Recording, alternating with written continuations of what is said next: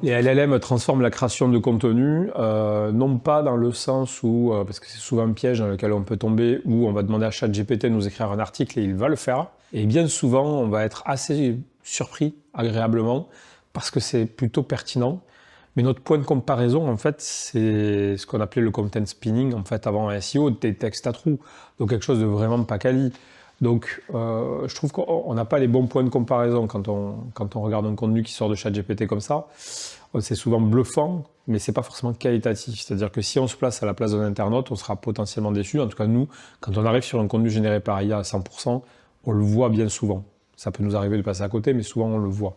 Donc je dirais que ça change les choses dans le sens où ça va être un superbe assistant. Il y a des parties du contenu, des définitions de termes, des modules résumés, des FAQ, qui peuvent être générés par ChatGPT et ça marchera super bien. Tout dépend du contexte qu'on lui donne. Et ce contexte-là, il faut le rédiger, il faut l'écrire à un moment donné. Tous les contenus peuvent être générés par l'IA. Les contenus texte, en tout cas à date, peuvent être générés par l'IA. En revanche, si on veut de la qualité, on peut se servir de l'IA comme d'une base. Et ensuite, il va falloir rajouter une couche d'expertise. Donc, les expertises métiers vont avoir de plus en plus de place et de plus en plus d'importance pour se différencier entre créateurs de contenu. Alors aujourd'hui, avec l'IA, on peut construire tout type de contenu. On peut faire du son, on peut faire de la vidéo, on peut faire du texte, on peut faire des images. Donc, on peut faire de la 3D aussi même. Donc, en fait, aujourd'hui, l'IA permet de construire absolument tout type de contenu. Après, tout dépend du niveau de qualité qu'on a besoin. Aujourd'hui, l'IA, elle répond très bien en texte. En vidéo, moi, je trouve que voilà, en vidéo, elle n'est pas encore tout à fait au point, même si c'est assez bluffant de temps en temps. Mais tout dépend en fait du degré d'exigence qu'on va avoir en fait. En fait, aujourd'hui, on peut générer beaucoup de types de contenus, mais c'est vrai que chez nous, on est à fond sur le texte déjà. On voit qu'il y a des images, on voit qu'il y a des vidéos. Après, c'est quelque chose d'assez récent. En tout cas, l'évolution des techniques et des outils sur ce sujet-là, c'est quand même assez bluffant ce qui se passe en ce moment. Il va falloir un peu de temps pour le maîtriser. Sur la partie texte, nous, on a essayé de développer une approche qui nous permet donc de ne pas tomber dans le piège de la génération automatique de texte, qui pour moi n'a pas forcément d'avenir, parce qu'encore une fois, les gens à qui on s'adresse, c'est pas forcément des robots, c'est surtout des internautes, donc des gens qui vont être des clients pour des marques. Donc du coup, on veut les satisfaire, on veut les engager sur un site, et donc du coup, je pense que c'est important de l'avoir en tête.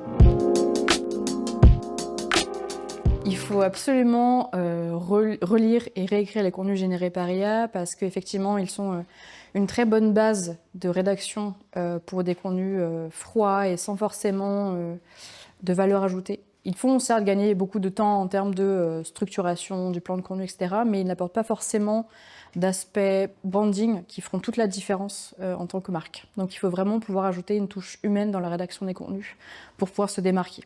Je pense que tout contenu qui va être généré par l'IA, que ce soit tout ou partie d'un texte, doit être fact-checké. Déjà, ça c'est la première chose. Tout ce qui est dit doit être vérifié. Pourquoi ? Parce qu'on le voit, on tombe des fois sur des contenus avec des informations qui sont reprises sur des sites qui sont eux-mêmes générés. On ne sait pas trop comment, mais pas forcément par des experts. Et donc du coup, on n'a pas les sources et on n'arrive pas à remonter à ces sources-là. Et on se rend compte que ce n'est pas vraiment les chiffres officiels. Donc du coup, l'IA n'a pas cette capacité-là. Donc, il faut être très clair sur le sujet. Le fact-checking est hyper important. La relecture aussi, pas dans le sens où on va regarder les fautes d'orthographe, des choses comme ça, parce que généralement, il n'y en a pas, mais plus dans est-ce que ça a du sens et est-ce que c'est pertinent ou c'est juste du blabla qu'on va afficher. Et à ce moment-là, clairement, Google, ça ne va pas l'intéresser.